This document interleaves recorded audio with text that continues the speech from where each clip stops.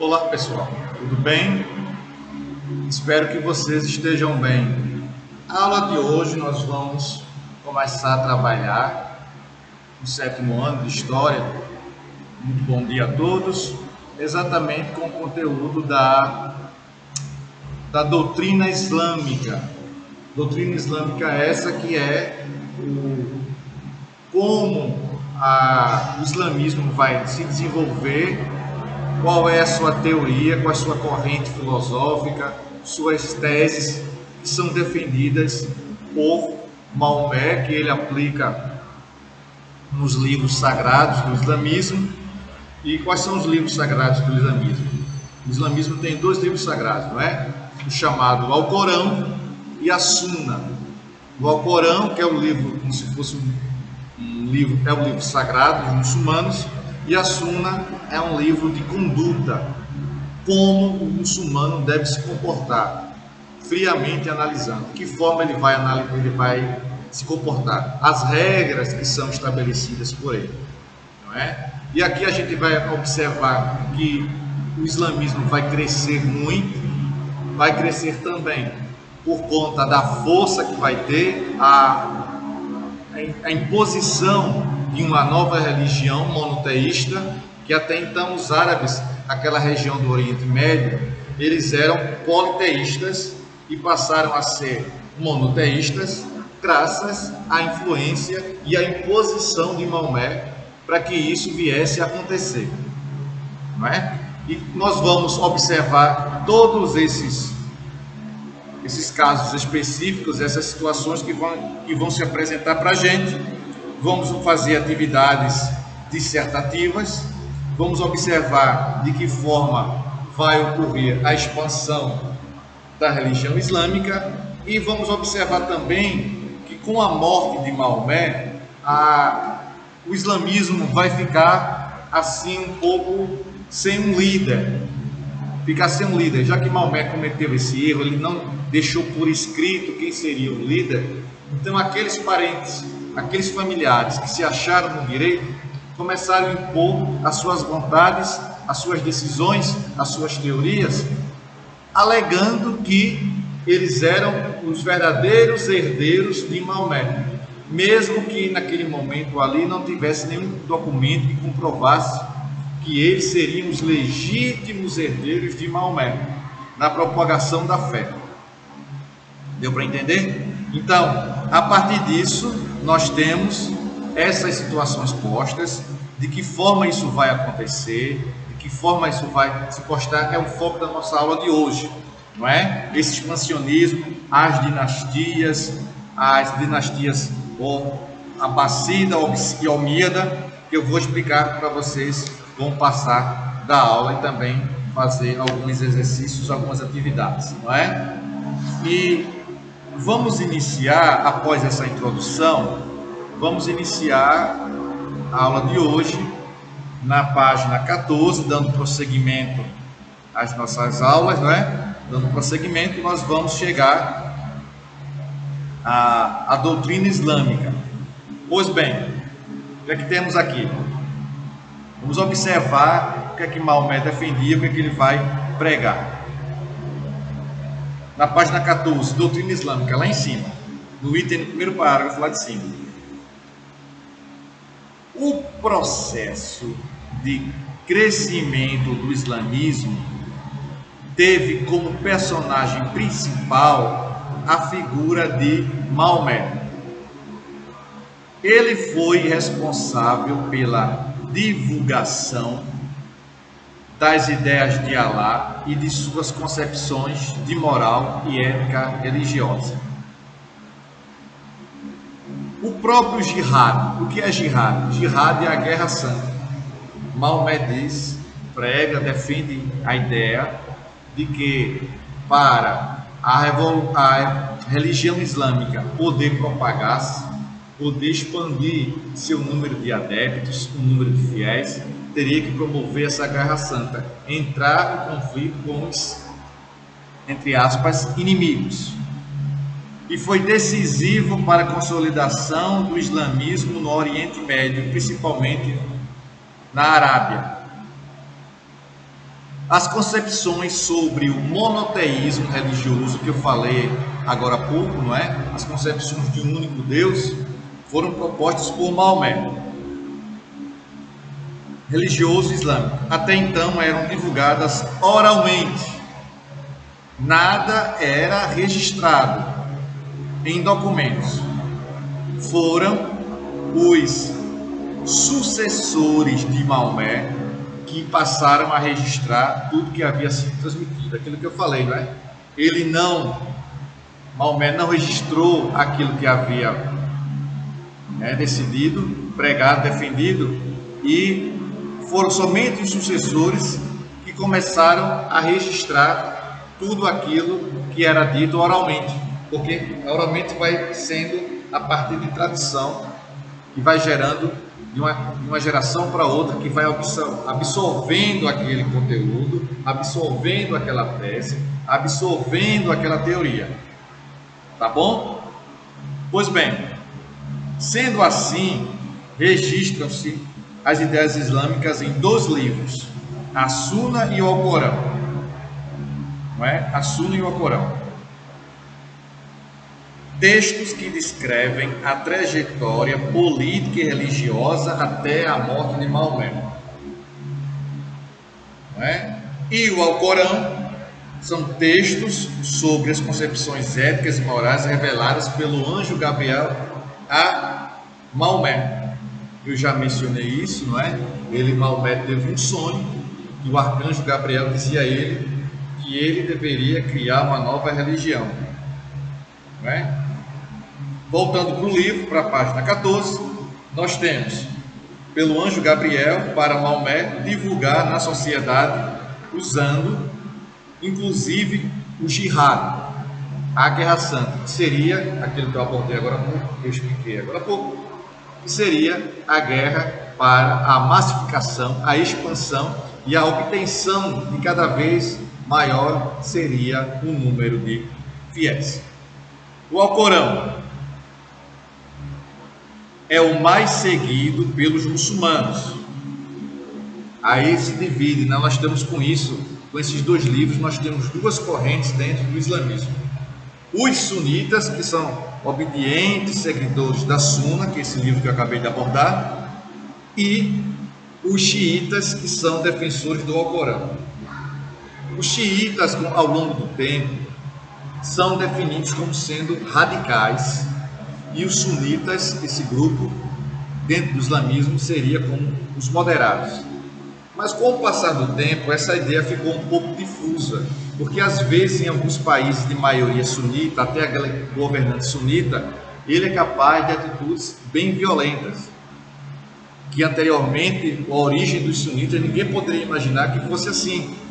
Não é o sunita de ideia mais moderada, que avalia todo o processo, avalia toda aquela conjuntura, é o sunita.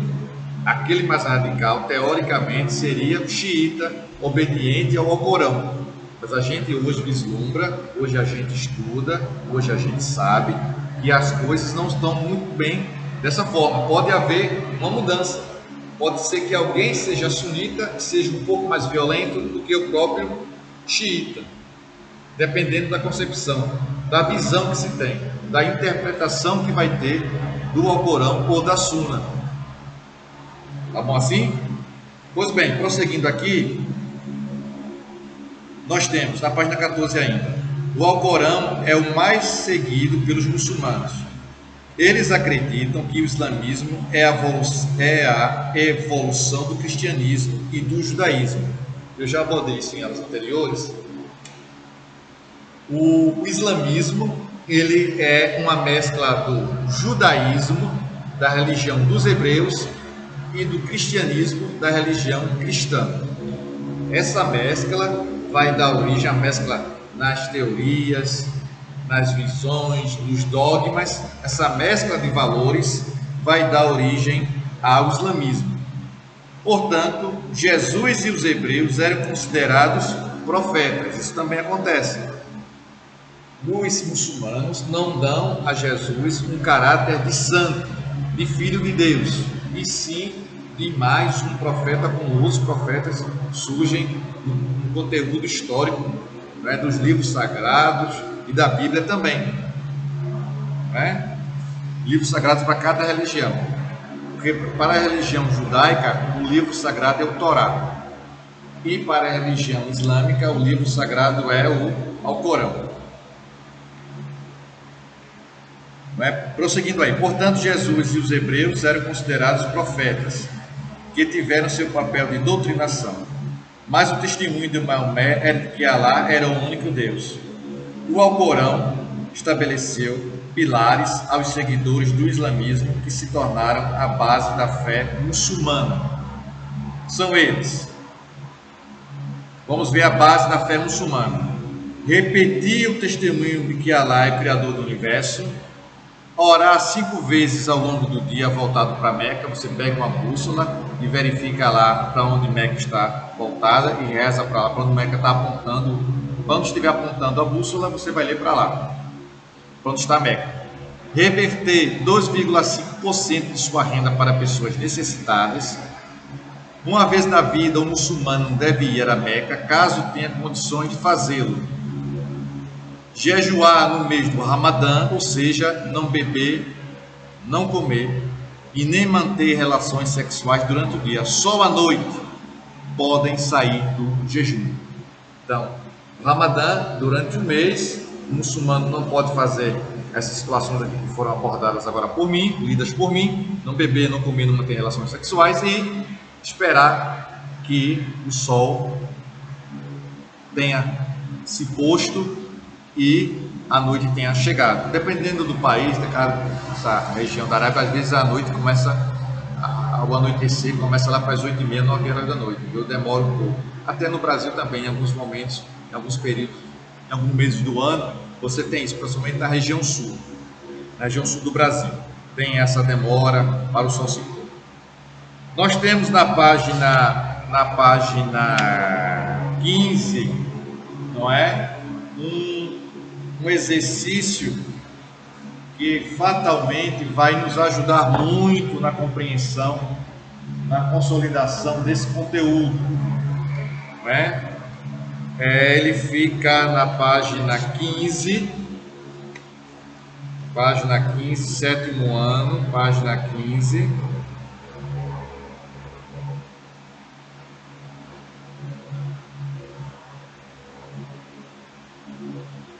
Página 15, questões.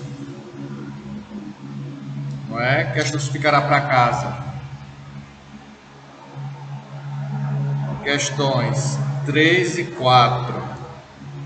Essas são as tarefas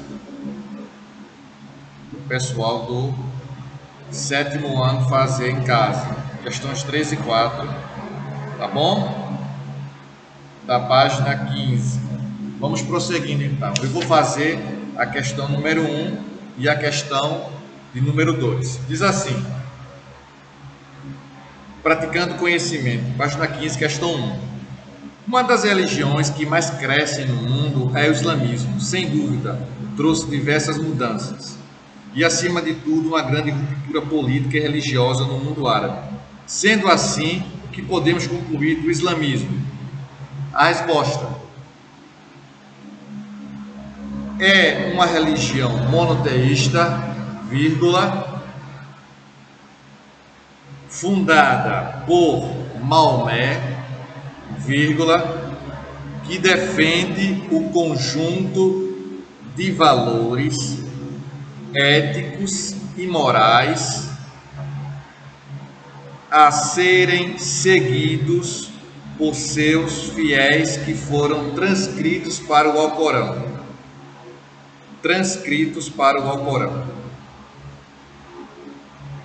2. Essa é a resposta do primeiro quesito. Questão número 2. A religião islâmica foi originalmente pregada por Maomé entre os árabes da Península Arábica e hoje está presente em várias partes do mundo. Letra A. De acordo com sua leitura, quais são os 5 os 5 pilares básicos da fé muçulmana e sua relevância para o mundo islâmico? A resposta: os pilares da prática do Islã que estruturam a forma de viver do muçulmano são: 2 pontos. A fé em Alá, vírgula, a oração, vírgula, o interesse pelo necessitado, vírgula, o jejum e a peregrinação a Meca pelo menos uma vez na vida. Tá bom assim? Depois que resolvemos essa questão número 2 da página 15, vamos para a página 16, que fica com o conteúdo aí com o subtítulo O Expansionismo Islâmico. Vamos lá? Tá assim, tá. Prosseguindo. O expansionismo islâmico diz assim: a luta de Maomé consistiu em unificar os árabes sob a concepção religiosa islâmica e divulgá-la pelo mundo. De fato, foi bem sucedido. 32 tribos já haviam sido unificadas e convertidas. 32 ele conseguiu ver um número bem expressivo. O que não se esperava era sua morte justamente. Olha aí. O que não se esperava era a morte de Maomé justamente no auge, no ponto máximo dessa expansão. Não é? Isso se deu em 632, o que gerou uma grave crise para determinar a sua sucessão. Em outras palavras, quem deveria assumir o controle político e religioso? Quem iria assumir? Isso, muito bem, ficou uma dúvida. Por que ficou essa dúvida, professor? Aquilo que eu abordei no início da aula. Maomé cometeu um erro, ele não deixou por escrito quem seria seu sucessor. E daí, essa corrente, essas situações vão ser consolidadas quando houver a divisão da religião islâmica, dos seus adeptos, dos seus fiéis, quando surgir os sunitas e os xiitas. Um tio e um sogro dele vão se achar no direito de serem sucessores, apesar de Maomé não deixar isso por escrito. Não é? Prosseguindo aqui então. Na página 17 já, várias foram as teorias. Para alguns, o sucessor de Maomé deveria ser um líder das tribos coroaixitas, local onde Maomé nasceu. Outros entendiam que o sucessor deveria ser um parente direto. Ali, primo de Maomé, resolveu abrir mão do título para o sogro, ou seja, o primo era o herdeiro natural, o sucessor de Maomé natural, e esse primo abdicou, abriu mão para o sogro de Maomé. Quando isso acontece, há um estudo histórico em cima disso que diz que ele recebeu, o primo de Maomé, muitas pressões para favorecer o sogro de Maomé. O nome dele aqui na página 17 diz aí Abu Bekr, que inclusive foi responsável por registrar a vida de Maomé, bem como seus feitos. Desta forma, ele foi eleito o primeiro califa, o primeiro chefe. O califado era um sistema de governo político que consistia numa monarquia bastante centralizadora, concentradora de poder. Esse sistema foi instaurado após a morte de Maomé. O califa Abu Bekr governou apenas 2 anos, pois morreu em 634. Mesmo assim, conseguiu consolidar a unificação das tribos e pôs em prática o jihad. O jihad significa guerra santa. Prosseguindo aqui na página 17, temos o quê? O expansionismo iniciado no califado de Abu Bakr é continuado por outros califas. Foi bem sucedido e, em quase 30 anos, já havia exercido o controle sobre a Pérsia, Mesopotâmia, Palestina, Síria e o Egito. Baseado no Alcorão, esse jihad inicialmente foi tolerante quanto aos costumes dos povos dominados, ou seja, deixou os povos dominados à vontade, inclusive as propriedades e as práticas religiosas que seguissem o monoteísmo religioso, pois precisamente o judaísmo e o cristianismo seriam respeitados. Os povos que cultuassem religiões politeístas teriam de se converter ao islamismo, senão eram condenados à morte. Além disso, todos os povos dominados eram obrigados a pagar impostos e tributos ao califado islamita. Ponto. Depois desse crescimento político e econômico gerado pelo expansionismo islâmico, várias disputas internas pela sucessão dos califados enfraqueceram a organização política. Desde a morte de Maomé, as disputas se intensificaram. E como isso aconteceu? Demais. Foram lutas quase que incessantes. Houve apenas, prosseguindo com o livro aqui, houve apenas um momento de tranquilidade durante 2 anos, justamente durante o governo de Abu Bakr, que havia sucedido Maomé. Essas disputas levaram à morte do califa Omar, da dinastia Omíada, e o califa Otman, não é? Aí nós vamos prosseguir na próxima aula, não é? Entendendo como acontecia essas situações, dessas dinastias, dessas famílias descendentes de Maomé, parentes de Maomé, que vão começar a governar, administrar aquela região do Oriente Médio, não é? Espero que vocês tenham absorvido conhecimento, que vocês tenham entendido. Qualquer coisa, me procurem pelo aplicativo e façam as atividades. Tá bom assim? Forte abraço e até a próxima. Tchau, pessoal.